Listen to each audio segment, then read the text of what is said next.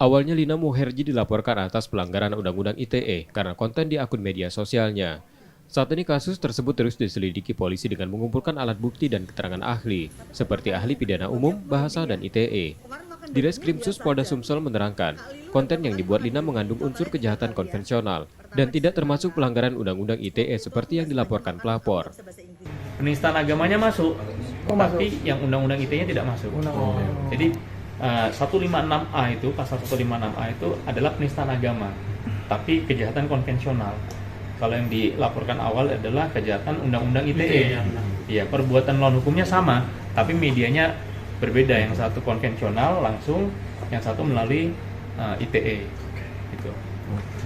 Setelah alat bukti cukup, kasus ini akan dilimpahkan ke Ditreskrimum untuk tahap penyidikan.